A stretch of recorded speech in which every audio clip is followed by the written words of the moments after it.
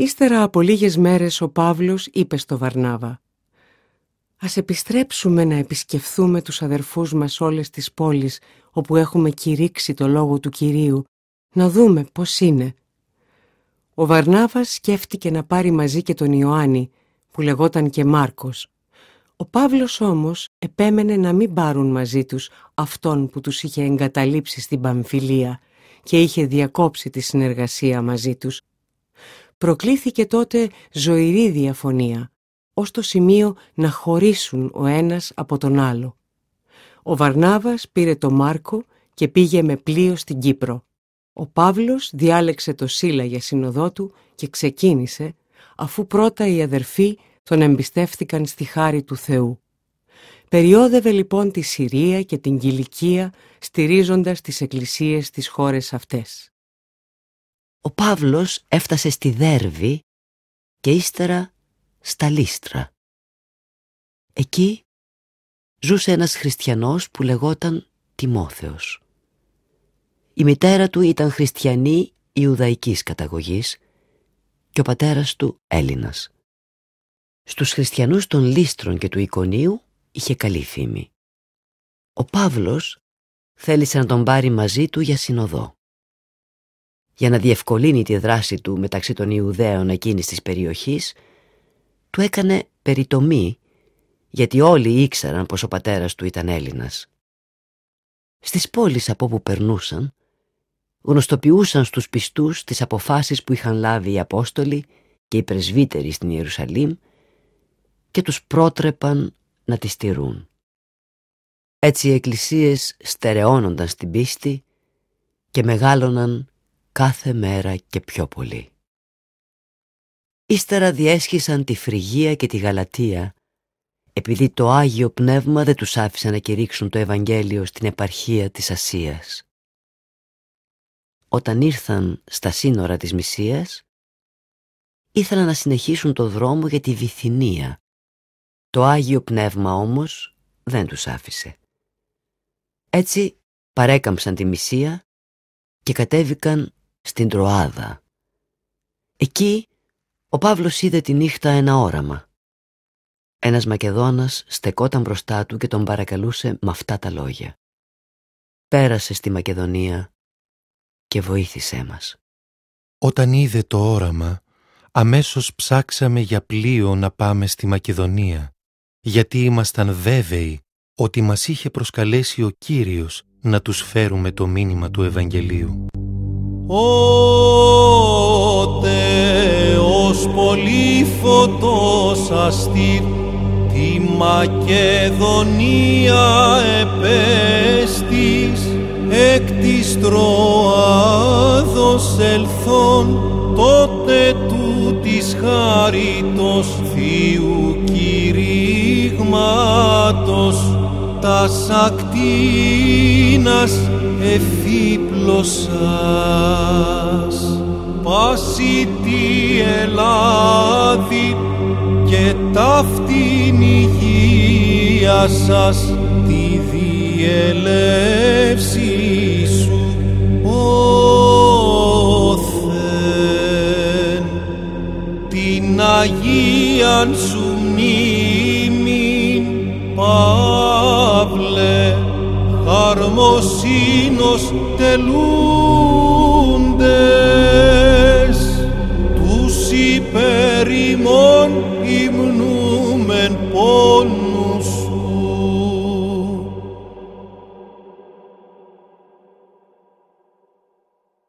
Από την Τροάδα αποπλεύσαμε και πήγαμε κατευθείαν στη Σαμοθράκη και την επομένη στη Νεάπολη. Από εκεί πήγαμε στους Φιλίππους, που είναι η σπουδαιότερη πόλη εκείνης της περιοχής της Μακεδονίας, αποικία των Ρωμαίων. Σε αυτή την πόλη παραμείναμε μερικές μέρες και όταν ήρθε το Σάββατο βγήκαμε έξω από την πόλη στο ποτάμι, όπου σκεφτήκαμε ότι θα ήταν τόπος προσευχής των Ιουδαίων. Εκεί καθίσαμε και μιλούσαμε στις γυναίκες που είχαν συγκεντρωθεί. Μια γυναίκα από τα Θιάτυρα που ονομαζόταν Λιδία, έμπορος πορφυρών υφασμάτων, προσήλυτη, άκουγε και ο Κύριος άνοιξε την καρδιά της ώστε να δίνει προσοχή σε αυτά που έλεγε ο Παύλος. Αφού βαφτίστηκε αυτή και όλη η οικογένειά της, μας παρακαλούσε «Αν με κρίνετε πιστοί στον Κύριο, ελάτε να μείνετε στο σπίτι μου», και μας το ζητούσε με πολλή επιμονή. Μια μέρα, καθώς πηγαίναμε στον τόπο της προσευχής, συνέβη να συναντήσουμε μία δούλη που είχε μαντικό πνεύμα και με τις μαντίες της απέφερε πολλά κέρδη στους κυρίους της. Αυτή ακολουθούσε τον Παύλο και τον Σίλα και φώναζε «Αυτοί οι άνθρωποι είναι δούλοι του υψίστου Θεού που μας κηρύττουν την οδό της σωτηρίας». Αυτό το έκανε πολλές μέρες. Ο Παύλος αγανάκτησε, γύρισε πίσω και είπε στο πνεύμα «Σε διατάζω στο όνομα του Ιησού Χριστού να βγεις από αυτήν». Την ίδια στιγμή βγήκε το πνεύμα. Όταν είδαν τα αφεντικά της ότι μαζί με το πνεύμα χάθηκε και η ελπίδα του κέρδους που είχαν από την εργασία της, έπιασαν τον Παύλο και το Σίλα και τους έσυραν στην αγορά για να τους παρουσιάσουν στις αρχές. Τους οδήγησαν μπροστά στους ανώτατους άρχοντες της πόλης και είπαν «Αυτοί οι άνθρωποι είναι Ιουδαίοι και προκαλούν ταραχές στην πόλη. Θέλουν να εισαγάγουν έθιμα που δεν επιτρέπεται σε μας που είμαστε Ρωμαίοι να τα δεχτούμε ή να τα τηρήσουμε». Τότε ο λαός ξεσηκώθηκε εναντίον τους. Οι άρχοντες τους έσκισαν τα ρούχα και έδωσαν διαταγή να τους ραβδίσουν. Τους έδωσαν πολλά χτυπήματα και μετά τους έβαλαν στη φυλακή και έδωσαν εντολή στο δεσμοφύλακα να τους φυλάει ασφαλισμένους καλά. Αυτός, εφόσον πήρε μια τέτοια εντολή, τους έβαλε στο πιο εσωτερικό κελί και για λόγους ασφαλείας έσφιξε τα πόδια τους στον ξυλοπέδι.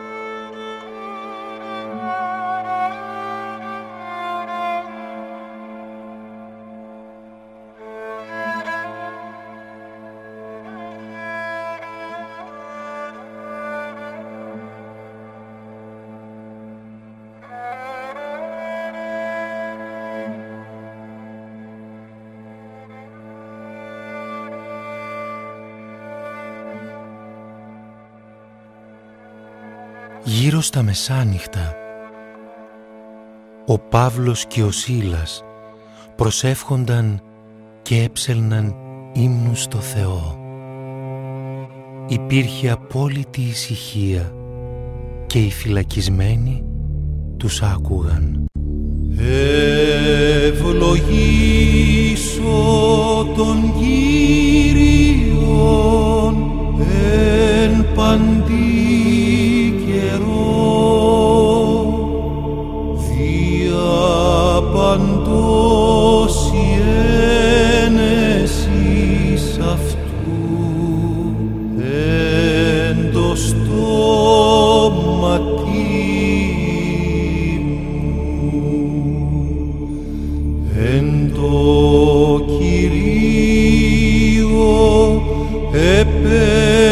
μεθύσεται η ψυχή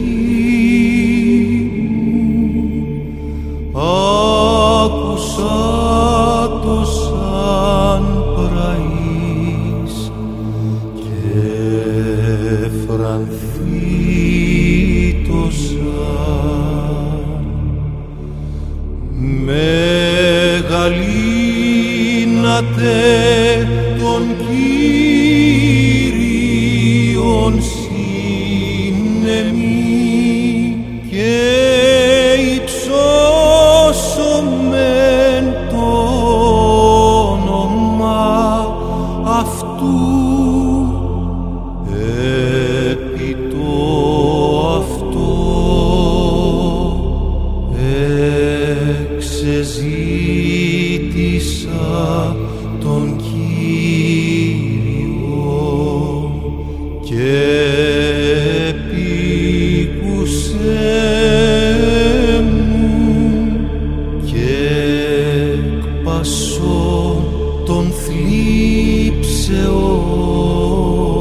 μου ερίσατο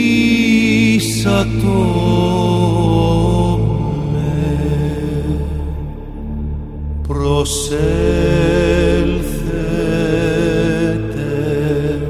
προς Αυτόν και φωτίστητε και τα πρόσωπα ημών ου μη κατεσχυνθεί.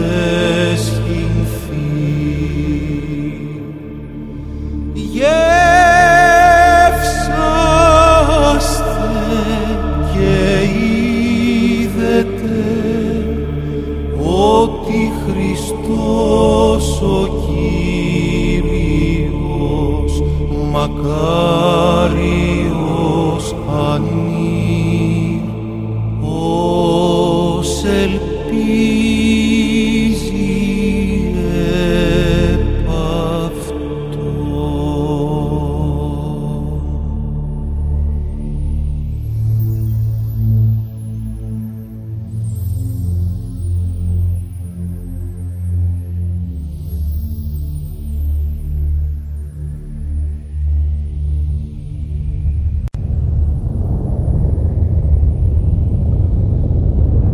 Ξαφνικά έγινε ένας σεισμός τόσο δυνατός που σαλεύτηκαν τα θεμέλια της φυλακής.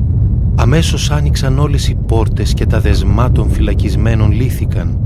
Ο δεσμοφύλακας ξύπνησε και όταν είδε τις πόρτες της φυλακής ανοιχτές, έβγαλε το σπαθί του και ήθελε να σκοτωθεί, νομίζοντας ότι οι φυλακισμένοι είχαν δραπετεύσει. Τότε ο Παύλος του φώναξε «Μην κάνεις κανένα κακό στον εαυτό σου. Είμαστε όλοι εδώ». Ο δεσμοφύλακας ζήτησε να του φέρουν φώτα, πήδηξε μέσα στο κελί και τρομαγμένος έπεσε στα πόδια του Παύλου και του Σίλα. Ύστερα τους έβγαλε έξω και τους ρώτησε «Κύριοι, τι πρέπει να κάνω για να σωθώ?» Αυτοί του είπαν «Πίστεψε στον Κύριο Ιησού Χριστό και θα σωθείς και εσύ και το σπίτι σου». Και κήρυξαν σ' αυτόν και σ' όσους ήταν στο σπίτι του το λόγο του Κυρίου. Ο δεσμοφύλακας τους πήρε την ίδια εκείνη ώρα μέσα στη νύχτα και έπλυνε τις πληγές τους. Ύστερα βαφτίστηκε αμέσως ο ίδιος και όλη η οικογένειά του. Κατόπιν τους ανέβασε στο σπίτι του και τους έστρωσε τραπέζι. Ήταν πανευτυχής που κι αυτός και όλη η οικογένειά του είχαν βρει την πίστη στο Θεό. Όταν ξημέρωσε, οι άρχοντες έστειλαν τους κλητήρες στο δεσμοφύλακα και του είπαν «Απόλυσε τους ανθρώπους εκείνους». Ο δεσμοφύλακας μετέφερε τα λόγια αυτά στον Παύλο. Οι άρχοντες, του είπε, έστειλαν εντολή να απολυθείτε. Τώρα λοιπόν βγείτε και πηγαίνετε στο καλό. Ο Παύλος όμως είπε στους κλητήρες «Μας έδιραν δημοσίως, χωρίς να μας δικάσουν. Αν και είμαστε Ρωμαίοι πολίτες, μας έκλεισαν στη φυλακή και τώρα μας διώχνουν στα κρυφά. Όχι βέβαια, να έρθουν να μας βγάλουν αυτοί οι ίδιοι. οι κλητήρες μετέφεραν στους άρχοντες τα λόγια αυτά. Εκείνοι όταν άκουσαν ότι είναι Ρωμαίοι φοβήθηκαν. Ήρθαν και τους ζήτησαν συγγνώμη, τους έβγαλαν έξω και τους παρακαλούσαν να φύγουν από την πόλη. Αυτοί βγήκαν από τη φυλακή και πήγαν στο σπίτι της Λιδίας. Εκεί είδαν τους αδερφούς, τους ενθάρρυναν και έφυγαν.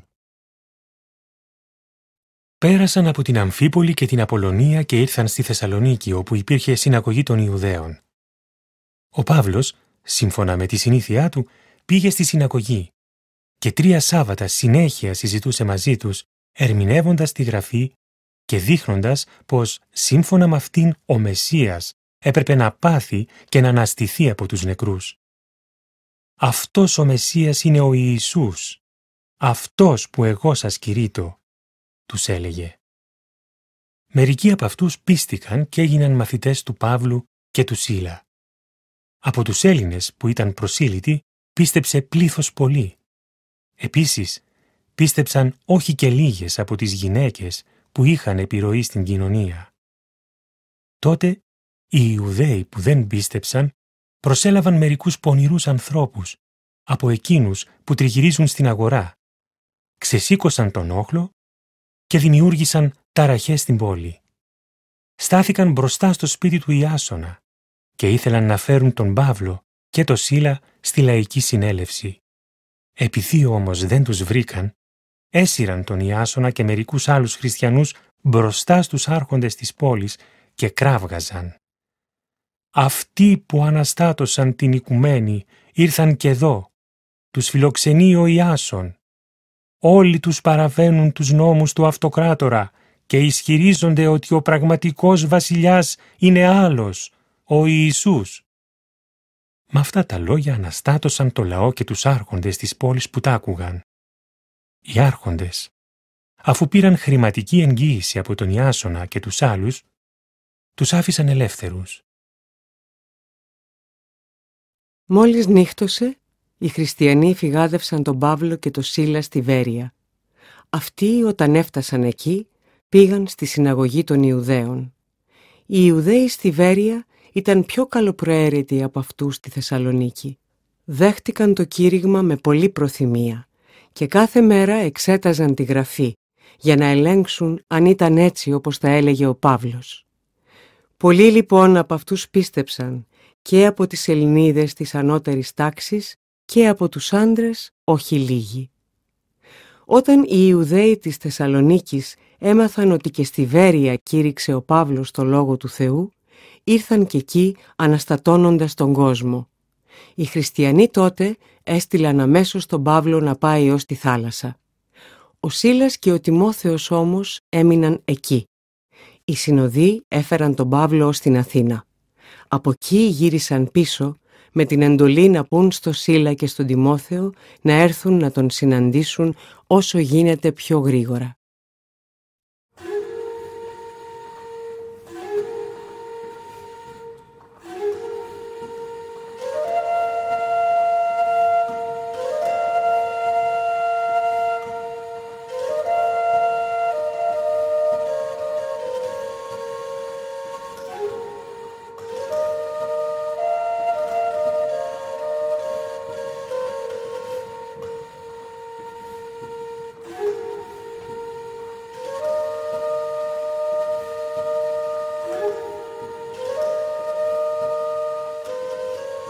Ενώ ο Παύλος τους περίμενε στην Αθήνα, αναστατωνόταν μέσα του που έβλεπε την πόλη να είναι γεμάτη είδωλα. Συζητούσε λοιπόν γι' αυτό στη συναγωγή με τους Ιουδαίους και τους προσήλυτους και στην αγορά κάθε μέρα μ' όσους συναντούσε. Μερικοί από τους επικούριους και τους στοικούς φιλοσόφους συζητούσαν μαζί του και κάποιοι έλεγαν «Τι να θέλει άργε να μας πει ετούτος ο παραμυθάς». Άλλοι έλεγαν «Φαίνεται πως κηρύττει τίποτα ξένους θεούς». Αυτό το έλεγαν γιατί ο Παύλος κήρυτε σε αυτούς τον Ιησού και την Ανάσταση. Τον πήραν λοιπόν και τον έφεραν στον Άριο Πάγο. «Μπορούμε να μάθουμε», του έλεγαν, «ποια είναι η καινούργια αυτή διδασκαλία που κηρύττεις?» φέρνεις στα αυτιά μας παράξενα πράγματα. Θέλουμε λοιπόν να μάθουμε σαν τι μπορεί να είναι αυτά. Γιατί όλοι οι Αθηναίοι και οι ξένοι που έμεναν στην Αθήνα για τίποτε άλλο δεν είχαν καιρό παρά για να λένε ή να ακούνε κάτι το καινούριο. Στάθηκε λοιπόν ο Παύλος στη μέση του Αρείου Πάγου και είπε: Αθηναίοι, σας βλέπω ευλαβέστατους από κάθε άποψη.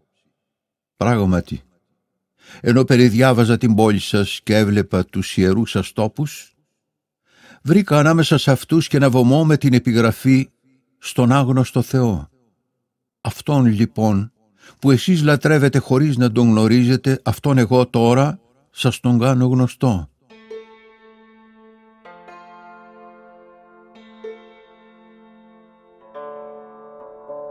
Είναι ο Θεός που δημιούργησε τον κόσμο και όλα όσα υπάρχουν σε αυτόν. Ο Κύριος του ουρανού και της γης δεν κατοικεί σε χειροποίητους ναούς, ούτε υπηρετείται από χέρια ανθρώπινα σαν να έχει ανάγκη από κάτι, αφού αυτός είναι που δίνει σε όλα ζωή και πνοή και τα πάντα. Δημιούργησε από έναν άνθρωπο όλα τα έθνη των ανθρώπων και τους εγκατέστησε πάνω σε όλη τη γη και όρισε πόσον καιρό θα υπάρχουν και μέσα σε ποια σύνορα θα κατοικούν. Θέλησε να ζητούν τον Κύριο και να προσπαθούν να το βρουν ψηλαφώντας το σκοτάδι, αν και δεν είναι μακριά από τον καθένα μας, γιατί μέσα σε αυτόν ζούμε και κινούμαστε και υπάρχουμε, όπως λένε και μερικοί από τους δικούς σας ποιητές, δικοί του είμαστε γενιά. Αφού λοιπόν είμαστε γενιά του Θεού, δεν θα πρέπει να νομίζουμε ότι η θεότητα είναι κάτι όμοιο με χρυσάφι ή ασήμι ή πέτρα, δηλαδή με γλυκό έργο τέχνης ή τις φαντασίες του ανθρώπου. Ο Θεός παρέβλεψε τα χρόνια της άγνοιας. Τώρα όμως απαιτεί από όλους τους ανθρώπους σε κάθε τόπο να μετανοήσουν, γιατί έχει καθορίσει μια μέρα που θα κρίνει την οικουμένη με δικαιοσύνη μέσω ενός ανδρός που τον έχει ορίσει για αυτόν τον σκοπό, και έδωσε βέβαιη απόδειξη σε όλους ότι αυτός θα είναι ο κριτής, ανασταίνοντάς τον από τους νεκρούς. Όταν εκείνοι άκουσαν για Ανάσταση νεκρών, άλλοι κορόιδευαν και άλλοι έλεγαν «Θα μας τα ξαναπείς μιαν άλλη φορά». Τότε ο Παύλος έφυγε από ανάμεσά τους. Μερικοί όμως άντρες προσκολήθηκαν σε αυτόν και πίστεψαν. Ανάμεσά τους και ο Διονύσιος ο Αρεοπαγίτης και μια γυναίκα που λεγόταν Δάμαρης και άλλοι μαζί με αυτούς. Έπειτα από αυτά, ο Παύλος αναχώρησε από την Αθήνα και ήρθε στην Κόρινθο. Εκεί βρήκε έναν Ιουδαίο από τον Πόντο που τον έλεγαν Ακύλα. Αυτός είχε έρθει πρόσφατα από την Ιταλία μαζί με τη γυναίκα του, την Πρίσκυλα, γιατί ο Κλάβδιος είχε διατάξει να φύγουν όλοι οι Ιουδαίοι από τη Ρώμη. Ο Παύλος ήρθε σε αυτούς και επειδή είχαν την ίδια τέχνη, έμεινε μαζί τους και εργαζόταν. Η τέχνη τους ήταν να φτιάχνουν σκηνές. Κάθε Σάββατο ο Παύλος συζητούσε στη συναγωγή και προσπαθούσε να πείσει Ιουδαίους και Έλληνες. Όταν κατέβηκαν από τη Μακεδονία ο Σίλας και ο Τιμόθεος, ο Παύλος συγκέντρωσε την προσοχή του στην προσπάθεια να αποδείξει στους Ιουδαίους ότι ο Μεσσίας ήταν ο Ιησούς. Επειδή όμως αυτοί αντέλεγαν και τον έβριζαν, αυτός τίναξε τη σκόνη από τα ρούχα του και τους είπε «Δική σας η ευθύνη για το χαμό σας, εγώ είμαι αθώος. Από τη στιγμή αυτή πηγαίνω στους εθνικούς». Έφυγε τότε από εκεί και πήγε στο σπίτι κάποιου που λεγόταν Ιούστος. Αυτός ήταν προσήλυτος και το σπίτι του συνόρευε με τη συναγωγή. Ο αρχισυνάγωγος Κρίσπος πίστεψε στον Κύριο μαζί με όλο το σπίτι του και πολλοί από τους Κορινθίους που άκουγαν το κήρυγμα πίστευαν και βαφτίζονταν. Μια νύχτα είπε ο Κύριος στον Παύλο με ένα όραμα «Μη φοβάσαι, αλλά κήρυτε το Ευαγγέλιο και μη σωπαίνεις, γιατί εγώ είμαι μαζί σου. Κανείς δεν θα σου επιτεθεί να σε κακοποιήσει, γιατί έχω πολύ λαό σε αυτήν την πόλη». Έτσι ο Παύλος κάθισε εκεί 1 χρόνο και 6 μήνες και τους δίδασκε το Λόγο του Θεού. Την εποχή που Ανθίπατος της Αχαΐας ήταν ο Γαλλίων, εξεγέρθηκαν όλοι μαζί οι Ιουδαίοι εναντίον του Παύλου και τον έφεραν στο δικαστήριο με την κατηγορία ότι αυτός προσπαθεί να πείσει τους ανθρώπους να λατρεύουν το Θεό με τρόπο που είναι αντίθετος στον νόμο. Εκεί που πήγαινε ο Παύλος να ανοίξει το στόμα του, ο Γαλλίων είπε στους Ιουδαίους: «Αν ήταν για κανένα αδίκημα ή για ένα κακούργημα με δόλο, θα ήταν λογικό να σας ακούσω οι Ιουδαίοι. Εφόσον όμως πρόκειται για θέματα διδασκαλίας και ονομάτων και νόμου δικού σας, τακτοποιήστε τα μόνοι σας.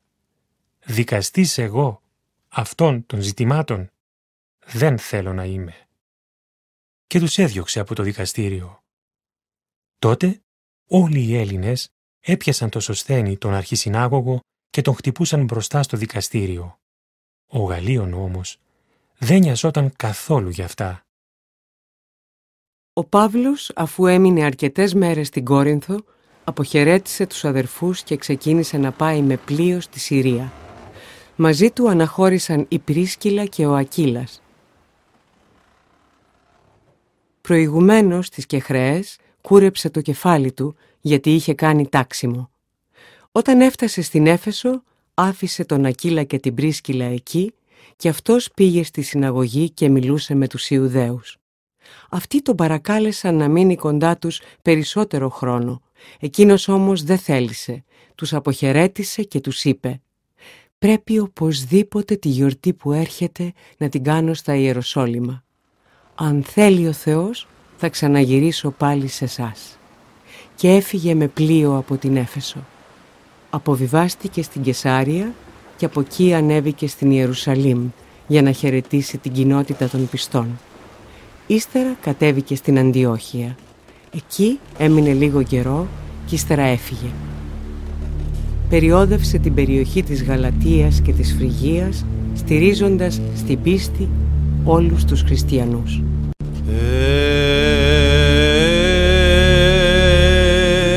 Η ψυχή μου των Κύριων, ενέσω Κύριον εν τη ζωή μου, ψαλώ το Θεό μου έως υπάρχω.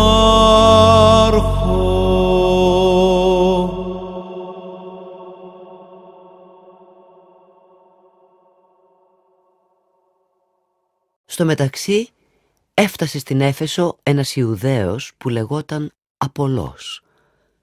Αυτός καταγόταν από την Αλεξάνδρεια. Ήταν πρικισμένος ρήτορας και ήξερε καλά τη γραφή. Είχε κατηχηθεί στην οδό του Κυρίου και με μεγάλο ζήλο κήρυτε και δίδασκε με ακρίβεια για τον Ιησού, αν και γνώριζε μόνο το βάπτισμα του Ιωάννη. Άρχισε λοιπόν να μιλάει με παρησία στη συναγωγή. Όταν τον άκουσαν η Πρίσκιλα και ο Ακύλας, τον πήραν κοντά τους και του εξέθεσαν την οδό του Θεού με πιο μεγάλη ακρίβεια. Όταν κατόπιν αυτός ήθελε να περάσει στην Αχαΐα, οι αδερφοί έγραψαν στους πιστούς και τους συνιστούσαν να τον δεχτούν με εμπιστοσύνη.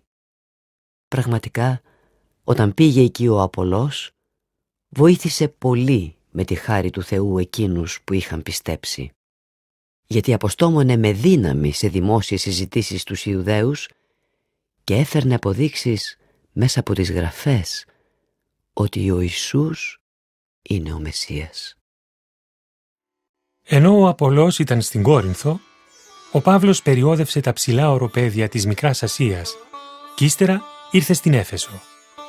Εκεί βρήκε μερικούς χριστιανούς και τους ρώτησε: «Όταν πιστέψατε, λάβατε το Άγιο Πνεύμα?»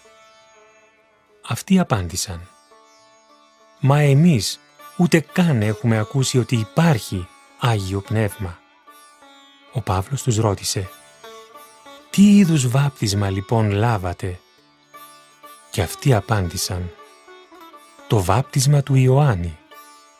Ο Παύλος τότε τους εξήγησε: «Ο Ιωάννης βάφτισε εκείνους που ήθελαν να αρχίσουν μια καινούργια ζωή. Έλεγε όμως το λαό να πιστέψουν σε εκείνον που ερχόταν ύστερα από αυτόν, δηλαδή στον Ιησού Χριστό». Όταν το άκουσαν αυτό, βαφτίστηκαν στο όνομα του Κυρίου Ιησού. Ο Παύλος ακούμπησε τα χέρια του πάνω τους και ήρθε το Άγιο Πνεύμα σε αυτούς. Άρχισαν τότε να μιλούν γλώσσες και να προφητεύουν. Αυτοί ήταν συνολικά κάπου 12 άντρες. Τους επόμενους 3 μήνες ο Παύλος πήγαινε στη συναγωγή, όπου με παρησία κήρυτε και συζητούσε, φέρνοντας πιστικές αποδείξεις σχετικά με τη Βασιλεία του Θεού.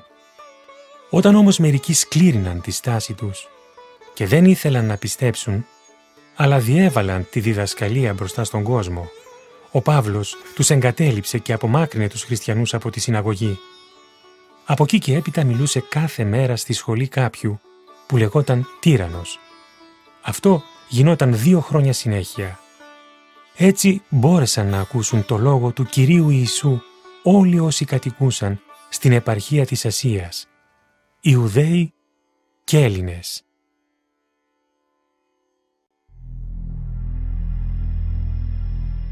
Ο Θεός έκανε με τα χέρια του Παύλου θαύματα, όχι συνηθισμένα. Οι άνθρωποι έπαιρναν ακόμη και τα μαντήλια της κεφαλής ή του λαιμού που τα είχε χρησιμοποιήσει ο Παύλος και τα έβαζαν πάνω στους ασθενείς. Αυτοί τότε γιατρεύονταν από τις αρρώστιες τους και τα πονηρά πνεύματα έφευγαν από αυτούς. Μερικοί από τους περιοδεύοντες Ιουδαίους εξορκιστές επιχείρησαν να χρησιμοποιήσουν το όνομα του Κυρίου Ιησού σε αυτούς που είχαν πνεύματα πονηρά και έλεγαν: «Σας εξορκίζουμε στο όνομα του Ιησού που κηρύττει ο Παύλος».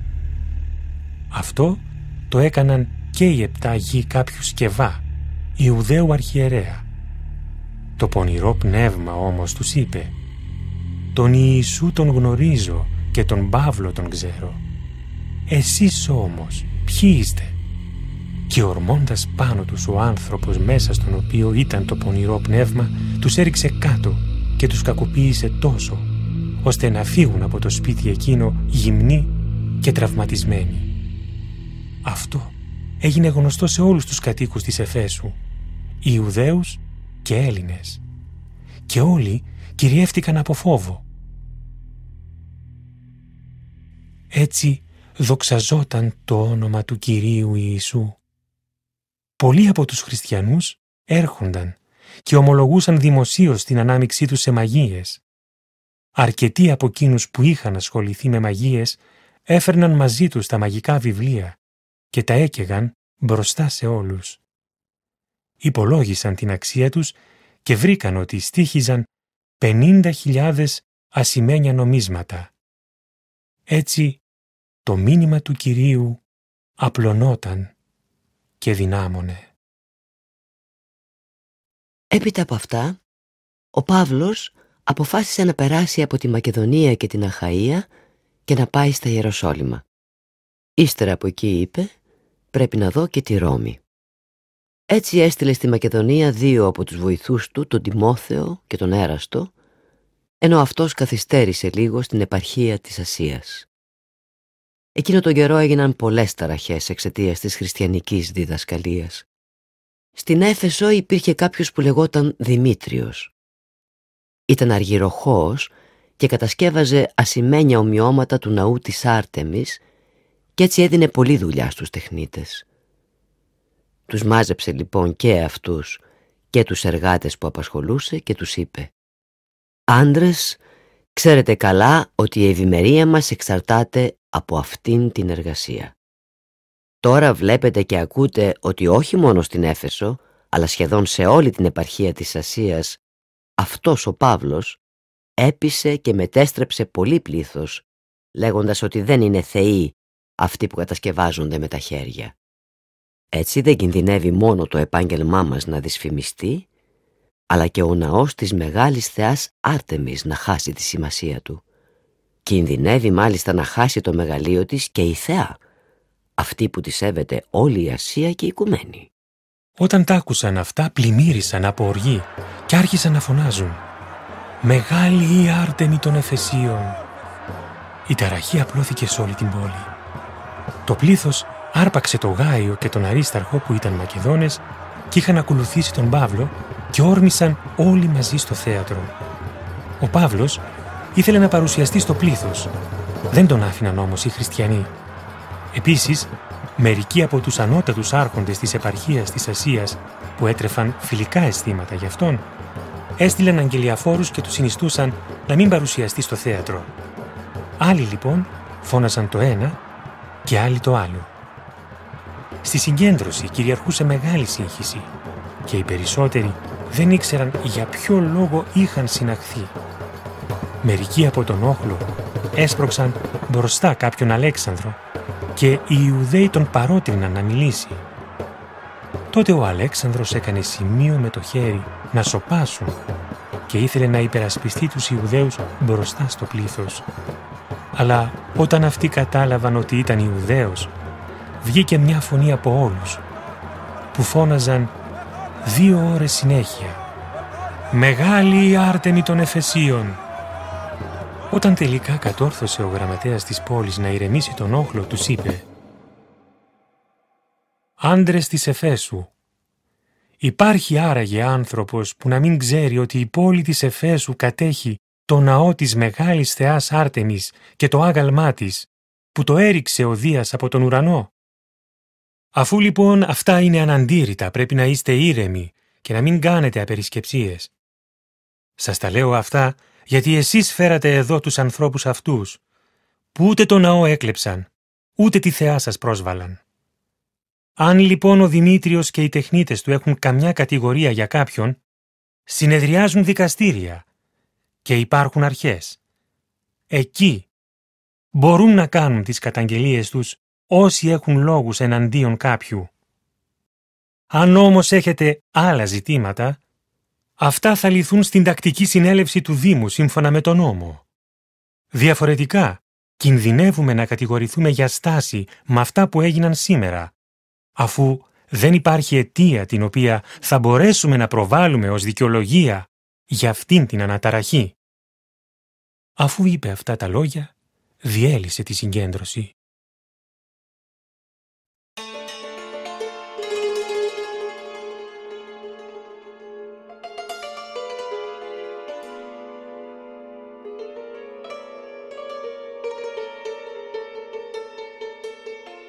Όταν τελείωσαν οι ταραχές, ο Παύλος προσκάλεσε τους χριστιανούς, τους αποχαιρέτησε και αναχώρησε για να πάει στη Μακεδονία. Αφού περιόδευσε τα μέρη εκείνα και τους ενίσχυσε με πολλούς λόγους, ήρθε στη Νότια Ελλάδα. Εκεί έκανε 3 μήνες. Κατόπιν σκόπευε να πάει με πλοίο στη Συρία. Επειδή όμως οι Ιουδαίοι σχεδίαζαν να τον σκοτώσουν, αποφάσισε να επιστρέψει περνώντας από τη Μακεδονία. Στο ταξίδι του τον συνόδευαν μέχρι την Ασία ο Σώπατρος που καταγόταν από τη Βέρεια, ο Αρίσταρχος και ο Σεκούνδος από τους Θεσσαλονικείς, ο Γάιος που καταγόταν από τη Δέρβη και ο Τιμόθεος, ο Τυχικός και ο Τρόφιμος που καταγόταν από την επαρχία της Ασίας. Αυτοί προπορεύτηκαν και μας περίμεναν στην Τροάδα. Εμείς οι άλλοι αποπλεύσαμε μετά το Πάσχα από τους Φιλίππους και μετά από 5 μέρες τους συναντήσαμε στην Τροάδα. Εκεί μείναμε 7 μέρες. Την Κυριακή είχαν συγκεντρωθεί οι μαθητές για τη Θεία Ευχαριστία. Ο Παύλος μιλούσε στους συγκεντρωμένους γιατί θα έφευγε την άλλη μέρα και παρέτεινε το λόγο ως τα μεσάνυχτα. Ήμασταν μαζεμένοι στο τελευταίο πάτωμα του σπιτιού και εκεί υπήρχαν πολλές λαμπάδες. Ένας νεαρός που τον έλεγαν Εύτυχο καθόταν πάνω στο παράθυρο. Ενώ ο Παύλος συνέχιζε να μιλάει, ο Εύτυχος έπεσε σε ύπνο βαθύ. Παραλυμμένος από τον ύπνο, έπεσε από το 3ο πάτωμα κάτω και τον σήκωσαν νεκρό. Ο Παύλος όμως κατέβηκε κάτω, έπεσε πάνω του, τον πήρε στην αγκαλιά του και είπε «Μην ανησυχείτε, γιατί είναι ζωντανός». Ύστερα ανέβηκε πάνω, τέλεσε τη Θεία Ευχαριστία και έφαγε. Κατόπιν συνέχισε να μιλάει για πολύ ακόμη ως το πρωί και ύστερα αναχώρησε. Το νεαρό τον έφεραν ζωντανό και παρηγορήθηκαν πολύ.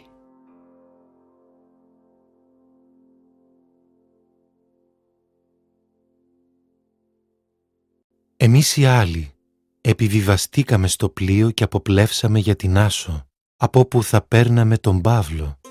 Τα είχε κανονίσει ο ίδιος έτσι, γιατί αυτός θα ερχόταν με τα πόδια από τη στεριά. Όταν μας συνάντησε στην Άσο, τον πήραμε και πήγαμε στη Μυτιλήνη. Από εκεί, την άλλη μέρα αποπλεύσαμε και φτάσαμε απέναντι από τη Χίο. Την επομένη σταματήσαμε στη Σάμο, μείναμε στο Τρογύλιο και τη μεθεπομένη φτάσαμε στη Μίλητο. Κι αυτό γιατί ο Παύλος αποφάσισε να παρακάμψει την Έφεσο, για να μην χρονοτριβήσει στην επαρχία της Ασίας. Βιαζόταν να είναι στα Ιεροσόλυμα αν του ήταν δυνατό την ημέρα της Πεντηκοστής.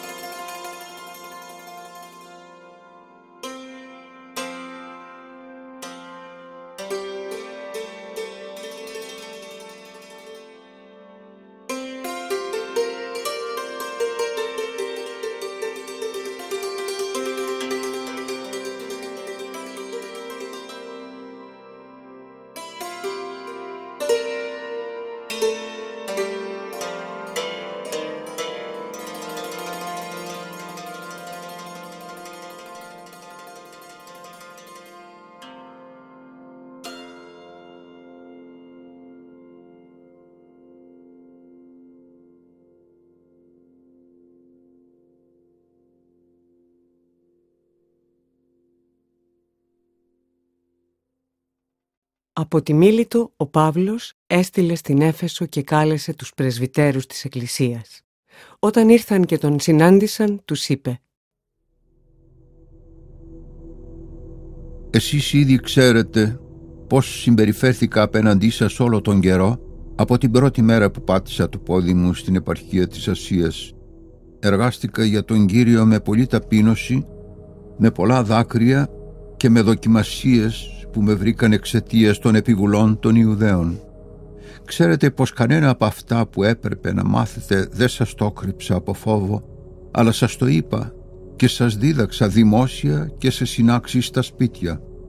Κήρυτα και στους Ιουδαίους και στους Έλληνες και τους πρότρεπα να επιστρέψουν στο Θεό και να πιστέψουν στον Κύριό μας τον Ιησού Χριστό. Τώρα, εχμαλωτισμένος από το Άγιο Πνεύμα, πηγαίνω στην Ιερουσαλήμ μη γνωρίζοντας τι θα συναντήσω εκεί. Το μόνο που ξέρω είναι ότι σ' όποια πόλη πηγαίνω, το Άγιο Πνεύμα μου γνωστοποιεί ότι με περιμένουν δεσμά και διωγμοί. Εγώ όμως τίποτα από αυτά δεν λογαριάζω, ούτε θεωρώ τη ζωή μου πολύτιμη. Το μόνο που θέλω είναι να ολοκληρώσω την αποστολή μου με χαρά και το έργο που μου ανέθεσε ο Κύριος Ιησούς, δηλαδή να κηρύξω το χαρμόσυνο μήνυμα της δωρεάς του Θεού. Και τώρα, εγώ ξέρω ότι δεν θα με ξαναδείτε πια όλοι εσείς, που σας κήρυξα τον ερχομό της Βασιλείας του Θεού. Γι' αυτό σας δηλώνω επίσημα σήμερα ότι δεν έχω καμιά ευθύνη αν κάποιος από σας χαθεί, γιατί δεν παρέλειψα να σας κηρύξω όλο το σχέδιο του Θεού για τη σωτηρία μας. Προσέχετε λοιπόν τον εαυτό σας και όλο το ποίμνιο, στο οποίο το Πνεύμα το Άγιο σας έθεσε επισκόπους, για να ποιμένετε την Εκκλησία του Κυρίου και Θεού, που την έκανε δική του με το αίμα του. Εγώ το ξέρω, ότι μετά την αναχώρησή μου θα εισβάλλουν σε σας λύκοι άγριοι, που δεν θα λυπηθούν το ποίμνιο. Ακόμα και από ανάμεσά σας θα βγουν πρόσωπα που θα διδάσκουν πλάνες για να παρασύρουν τους πιστούς με το μέρος τους. Γι' αυτό να αγρυπνείτε και να θυμάστε ότι 3 χρόνια συνέχεια δεν έπαψα νύχτα και μέρα να νουθετώ με δάκρυα τον καθένα σας. Τώρα, αδερφοί, σας εμπιστεύομαι στο Θεό και στο κήρυγμα που σας αποκάλυψε η χάρη Του. Αυτός μπορεί να σας κάνει όριμους στην πίστη και να σας δώσει την επουράνια ζωή μαζί με όλους όσοι είναι δικοί Του. Ασήμι ή χρυσάφι ή ηματισμό από κανέναν δεν ζήτησα. Εσείς οι ίδιοι ξέρετε ότι για τις ανάγκες τις δικές μου και των συνοδών μου δούλεψαν αυτά εδώ τα χέρια. Με κάθε τρόπο σας έδωσα το παράδειγμα ότι πρέπει να εργάζεστε έτσι σκληρά για να μπορείτε να βοηθάτε αυτούς που έχουν ανάγκη. Να θυμάστε τα λόγια του Κυρίου μας Ιησού που είπε «Καλύτερο είναι να δίνεις παρά να παίρνεις». Αφού είπε αυτά τα λόγια, γονάτισε αυτός και όλοι εκείνοι και προσευχήθηκε. Όλοι τότε ξέσπασαν σε ένα μεγάλο κλάμα. Έπεφταν στην αγκαλιά του και τον καταφυλούσαν. Αυτό κυρίως που τους προξενούσε οδύνη ήταν ο λόγος που τους είχε πει ότι δεν θα τον ξαναδούν. Κατόπιν τον ξεπροβόδισαν ως το πλοίο.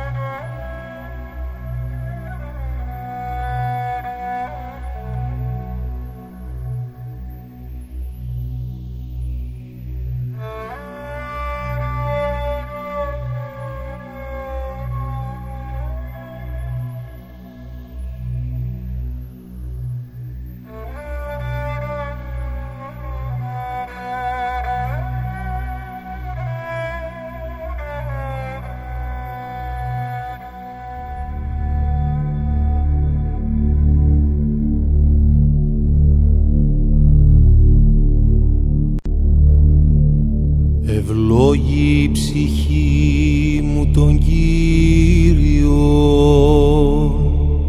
ευλογητός η Κύριε,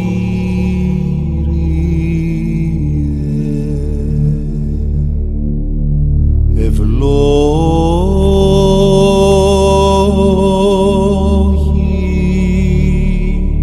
η ψυχή μου τον Κύριο.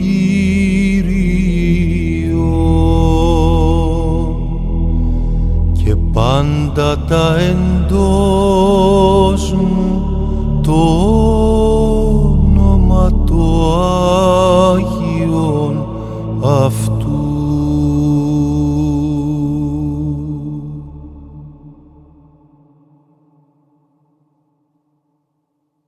Με δυσκολία κατορθώσαμε να αποσπαστούμε από αυτούς και το πλοίο ξεκίνησε.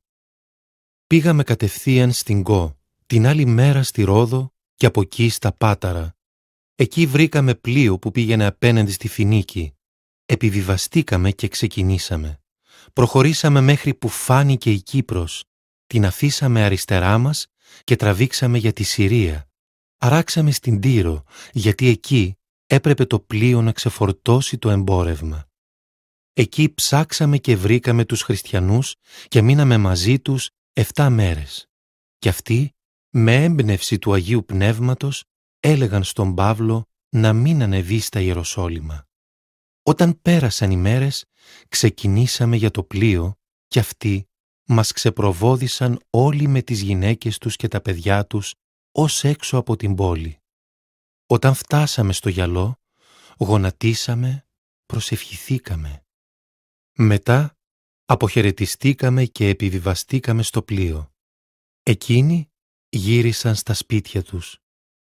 Το θαλάσσιο ταξίδι μας τελείωσε όταν από την Τύρο καταλήξαμε στην Πτολεμαΐδα. Εκεί χαιρετήσαμε τους αδερφούς και μείναμε κοντά τους 1 μέρα. Την επομένη συνεχίσαμε από τη στεριά και φτάσαμε στην Κεσάρια. Εκεί πήγαμε στο σπίτι του Ευαγγελιστή Φίλιππου, που ήταν ένας από τους 7 διακόνους, και μείναμε μαζί του. Αυτός είχε 4 θυγατέρες ανήπαντρες, που είχαν το χάρισμα της προφητείας. Αφού μείναμε εκεί αρκετές μέρες, κατέβηκε από την Ιουδαία ένας προφήτης που λεγόταν Άγαβος. Αυτός ήρθε να μας συναντήσει. Πήρε τη ζώνη του Παύλου, έδεσε τα πόδια και τα χέρια του και είπε: «Αυτά λέει το Πνεύμα το Άγιο.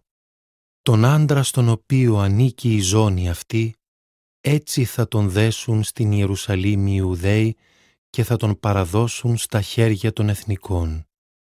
Όταν τα ακούσαμε αυτά, τον παρακαλούσαμε κι εμείς και οι ντόπιοι να μην ανεβεί στην Ιερουσαλήμ. Τότε ο Παύλος αποκρίθηκε: «Γιατί κλαίτε και μου σκίζετε την καρδιά? Εγώ όχι μόνο να δεθώ είμαι έτοιμος, αλλά και να πεθάνω στην Ιερουσαλήμ για το όνομα του Κυρίου, του Ιησού».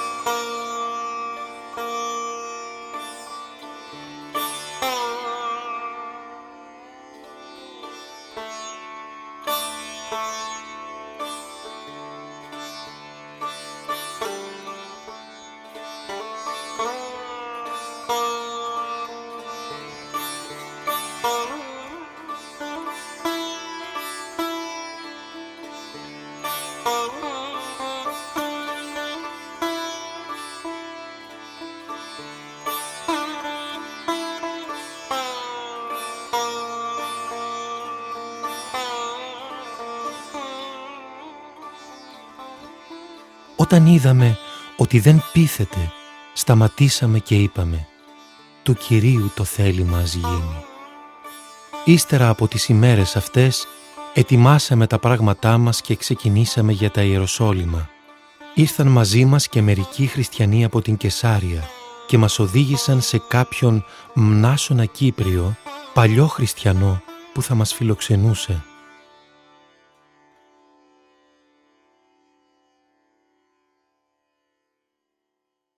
Όταν φτάσαμε στα Ιεροσόλυμα, μας υποδέχτηκαν με χαρά οι αδερφοί. Την άλλη μέρα πήγε ο Παύλος μαζί με μας στον Ιάκωβο. Είχαν έρθει και όλοι οι πρεσβύτεροι. Ο Παύλος τους χαιρέτησε και τους διηγήθηκε λεπτομερώς όλα όσα είχε κάνει ο Θεός ανάμεσα στους εθνικούς με τη δική του διακονία. Όταν αυτοί τα άκουσαν, δόξασαν τον Κύριο και είπαν στον Παύλο: «Βλέπεις, αδερφέ, πόσες μυριάδες Ιουδαίοι υπάρχουν που έγιναν χριστιανοί και όλοι αυτοί ακολουθούν με ζήλο τον νόμο του Μωυσή. Σ' αυτούς σε κατηγόρησαν ότι διδάσκεις τους Ιουδαίους που ζουν ανάμεσα στους εθνικούς την αποστασία από το Μωυσή και ότι τους λες να μην περιτέμνουν τα παιδιά τους, ούτε να ζουν σύμφωνα με τους κανόνες του Μωσαϊκού νόμου. Τι να κάνουμε λοιπόν? Το δίχως άλλο θα μαζευτούν τα πλήθη γιατί θα μάθουν ότι ήρθες. Κάνε λοιπόν αυτό που σου λέμε. Έχουμε 4 άντρες που έχουν κάνει τάξιμο. Πάρε τους και λάβε κι εσύ μέρος μαζί με αυτούς στις τελετές του αγνισμού. Πλήρωσε και τις δαπάνες για τις θυσίες για να τελειώσει το τάξιμο και να ξυρίσουν το κεφάλι τους. Έτσι θα μάθουν όλοι ότι οι κατηγορίες που έχουν διαδώσει εναντίον σου δεν στέκουν, αλλά ότι κι εσύ ζεις σύμφωνα με το Μωσαϊκό νόμο και τον τηρείς. Όσο για τους εθνικούς που έγιναν χριστιανοί, εμείς τους στείλαμε επιστολή, ύστερα από την απόφαση που πήραμε να μην τηρούν τίποτε από αυτά, παρά μόνο να φυλάγονται από τα ειδωλόθητα, από το αίμα, από το κρέας του πνιγμένου ζώου και από την πορνεία. Έτσι ο Παύλος πήρε τους άντρες μαζί του. Την επόμενη μέρα έκανε τις τελετές του αγνισμού μαζί τους και μπήκε στο ναό, για να δηλώσει πότε θα συμπληρώνονταν οι μέρες του αγνισμού. Οπότε θα προσφερόταν θυσία για τον καθένα από αυτούς. Όταν κόντευαν να συμπληρωθούν οι 7 μέρες, οι Ιουδαίοι από την επαρχία της Ασίας, βλέποντας τον Παύλο στο ναό, ξεσήκωσαν όλον το λαό και τον πιάσανε, φωνάζοντας: «Ισραηλίτες, βοηθάτε! Αυτός είναι ο άνθρωπος που παντού διδάσκει τους πάντες εναντίον του λαού και του Μωσαϊκού νόμου και του ναού αυτού. Επιπλέον, έχει εισαγάγει ακόμα και Έλληνες στο ναό και μόλυνε αυτόν τον Άγιο τόπο». Τα έλεγαν αυτά γιατί είχαν δει στην πόλη μαζί του τον Τρόφιμο από την Έφεσο και νόμιζαν ότι τον πήρε μαζί του στο ναό. Η αναταραχή επεκτάθηκε σε όλη την πόλη. Συνέρευσε ο λαός, πιάσανε τον Παύλο, τον έσυραν έξω από τον Ιερό Τόπο και αμέσως έκλεισαν οι πόρτες του ναού. Ο όχλος ήθελε να τον σκοτώσει. Ειδοποιήθηκε όμως ο διοικητής του Ρωμαϊκού στρατοπέδου ότι ξέσπασαν ταραχές σε όλη την Ιερουσαλήμ. Αυτός αμέσως παίρνει στρατιώτες και αξιωματικούς και τρέχει κατά πάνω τους. Εκείνοι, μόλις είδαν το διοικητή και τους στρατιώτες, σταμάτησαν να χτυπούν τον Παύλο. Ο διοικητής πλησίασε και τον συνέλαβε και διέταξε να τον δέσουν με 2 αλυσίδες. Κατόπιν ρώτησε ποιος είναι και τι είχε κάνει. Μέσα από τον όχλο φώναζαν άλλος το ένα κι άλλος το άλλο. Αυτός, επειδή με το θόρυβο δεν μπορούσε να σχηματίσει μια σωστή εικόνα για το τι είχε συμβεί, διέταξε να φέρουν τον Παύλο στο στρατόπεδο. Στα σκαλοπάτια του στρατώνα ήταν τόσο το στρίμωγμα του όχλου, ώστε οι στρατιώτες αναγκάστηκαν να τον σηκώσουν στα χέρια. Γιατί το πλήθος του λαού ακολουθούσε και κράβγαζε: «Θανάτωσέ τον!» Καθώς πήγαιναν να τον βάλουν μέσα στο στρατόπεδο, λέει ο Παύλος στο διοικητή: «Μπορώ να σου πω κάτι?» Και αυτός του είπε: «Ξέρεις ελληνικά? Δεν είσαι εσύ λοιπόν ο Αιγύπτιος που πριν λίγο καιρό ξεσήκωσε και έβγαλε στην έρημο 4.000 οπλισμένους ζηλωτές επαναστάτες?» Ο Παύλος απάντησε: «Εγώ είμαι Ιουδαίος από την Κιλικία, πολίτης της ξακουστής πόλης Ταρσού. Σε παρακαλώ, άφησέ με να μιλήσω στο λαό». Εκείνος του επέτρεψε και ο Παύλος στάθηκε στα σκαλιά και έκανε νόημα με το χέρι στο λαό να σταματήσει ο θόρυβος. Όταν έγινε αρκετή ησυχία, Τους μίλησε εβραϊκά και τους είπε: «Άνδρες, αδερφοί και πατέρες, ακούστε με τι έχω να απολογηθώ ενώπιον σας σε αυτή τη στιγμή». Όταν άκουσαν ότι τους μιλούσε στην εβραϊκή γλώσσα, έκαναν ακόμα πιο πολύ ησυχία και ο Παύλος συνέχισε: «Εγώ είμαι Ιουδαίος, γεννημένος στην Ταρσό της Κιλικίας, μεγαλωμένος όμως εδώ στα Ιεροσόλυμα. Είχα δάσκαλο το Γαμαλιήλ, που με δίδαξε με ακρίβεια τον νόμο των προγόνων μας. Αγωνίστηκα με ζήλο για το Θεό, όπως κάνετε όλοι εσείς σήμερα. Την πίστη των χριστιανών την καταδίωξα μέχρι θανάτου, συλλαμβάνοντας και κλείνοντας τις φυλακές άνδρες και γυναίκες, όπως μπορεί να μαρτυρήσει και ο αρχιερέας και όλο το Μέγα Συνέδριο. Από αυτούς πήρα ακόμα και συστατικές επιστολές προς τους αδερφούς μας, τους Ιουδαίους στη Δαμασκό, και πήγαινα για να φέρω δένους στην Ιερουσαλήμ, τους εκεί χριστιανούς, για να τιμωρηθούν. Καθώς όμως πήγαινα και πλησίαζα στη Δαμασκό, ξαφνικά κάτω το μεσημέρι άστραψε γύρω μου ένα δυνατό φως από τον ουρανό. Έπεσα στη γη κι άκουσα μια φωνή να μου λέει: «Σαούλ, Σαούλ, γιατί με καταδιώκεις?» Εγώ απάντησα: «Ποιος είσαι, Κύριε?» Η φωνή μου είπε: «Εγώ είμαι ο Ιησούς ο Ναζωραίος που εσύ τον καταδιώκεις». Όσοι ήταν μαζί μου είδαν το φως και φοβήθηκαν, δεν άκουσαν όμως τη φωνή εκείνου που μιλούσε.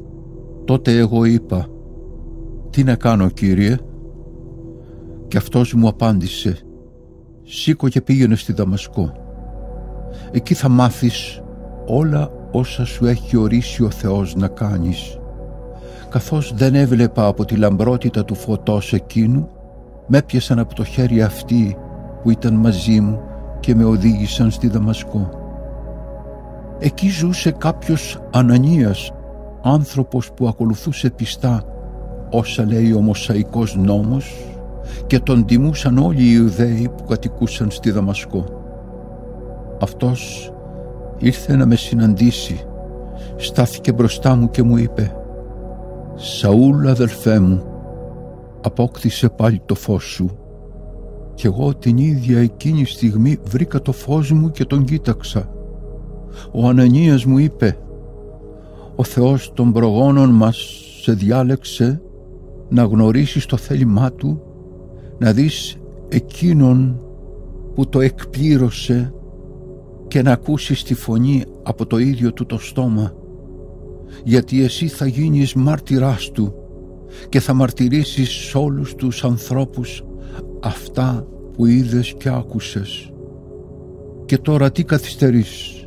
Σήκω και βαπτίσου και ομολόγησε ότι αυτός είναι ο Κύριος, για να καθαριστείς από τις αμαρτίες σου». Όταν γύρισα στην Ιερουσαλήμ και ενώ προσευχόμουν στον ναό, βρέθηκα σε έκσταση και είδα τον Κύριο.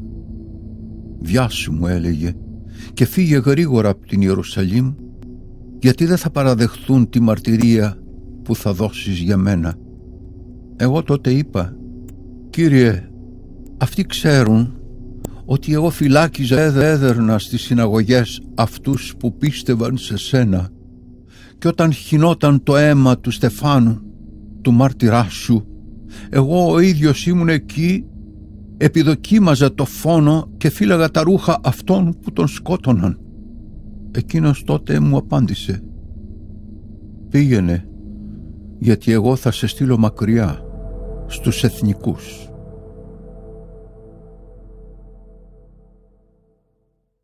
Ως αυτό το σημείο τον άκουγαν. Τώρα όμως άρχισαν όλοι να φωνάζουν δυνατά: «Αυτό το υποκείμενο εξαφάνισέ το από το πρόσωπο της γης. Δεν έπρεπε να ζει».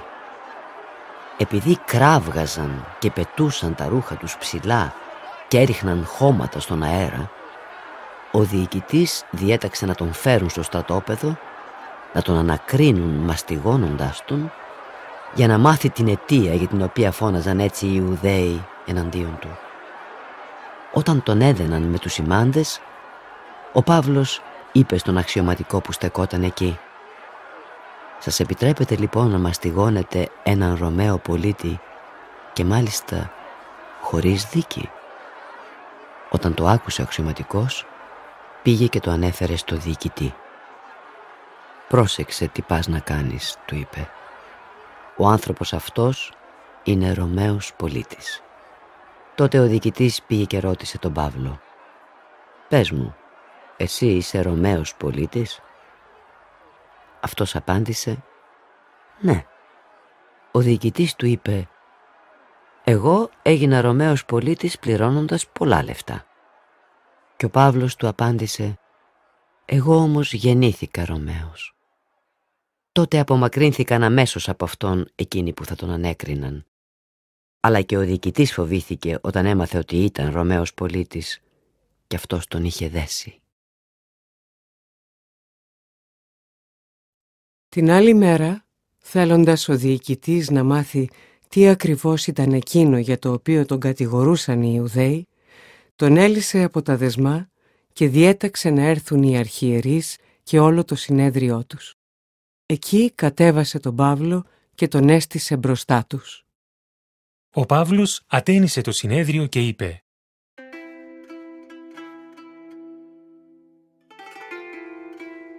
«Αδελφοί, εγώ έχω ήσυχη τη συνείδησή μου ότι σ' όλη μου τη ζωή μέχρι σήμερα υπηρέτησα το Θεό».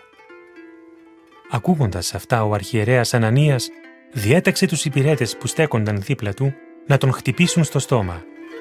Τότε ο Παύλος του είπε: «Εσένα θα σε χτυπήσει ο Θεός, που είσαι υποκριτής σαν τείχος ασβεστομένος. Εσύ κάθεσαι εδώ για να με δικάσεις σύμφωνα με τον νόμο και παρανομώντας διατάζεις να με χτυπήσουν». Οι υπηρέτες του είπαν: «Τον αρχιερέα του Θεού βρίζεις». Ο Παύλος απάντησε: «Δεν ήξερα, αδελφοί, ότι είναι αρχιερέας. Άλλωστε η Γραφή λέει να μην κακολογήσεις άρχοντα του λαού σου». Επειδή κατάλαβε ο Παύλος ότι το ένα μέρος ήταν Σαδουκαίοι και το άλλο Φαρισαίοι, φώναξε δυνατά στο συνέδριο: «Αδελφοί, εγώ είμαι Φαρισαίος, γιος Φαρισαίου. Δικάζομαι γιατί ελπίζω στην Ανάσταση των νεκρών». Μόλις το είπε αυτό, οι Φαρισαίοι και οι Σαδουκαίοι άρχισαν να φιλονικούν και το συνέδριο χωρίστηκε στα δύο. Γιατί οι Σαδουκαίοι λένε ότι δεν υπάρχει Ανάσταση, ούτε άγγελοι ή άλλα πνεύματα, ενώ οι Φαρισαίοι τα πιστεύουν και τα δύο. Έγινε μεγάλη ταραχή και οι γραμματείς που ανήκαν στη μερίδα των Φαρισαίων σηκώθηκαν και συζητούσαν θυμωμένα λέγοντας: «Τίποτε κακό δεν βρίσκουμε να έκανε ο άνθρωπος αυτός. Αν πραγματικά του μίλησε πνεύμα ή άγγελος, ας μη θεομαχούμε». Η αναστάτωση τελικά ήταν τόσο μεγάλη ώστε ο διοικητής φοβήθηκε μήπως τον κομματιάσουν τον Παύλο. Γι' αυτό διέταξε τους στρατιώτες να κατέβουν και να τον αρπάξουν απ' ανάμεσά τους και να τον φέρουν στο στρατόπεδο.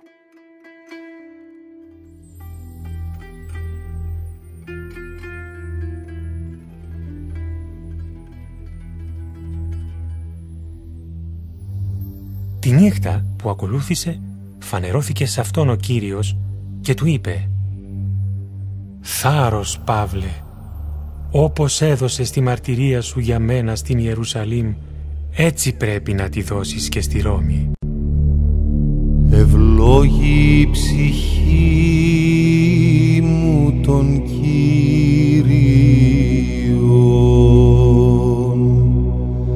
και μη επιλανθάνου πάσα στάς ανταποδόσεις αυτού.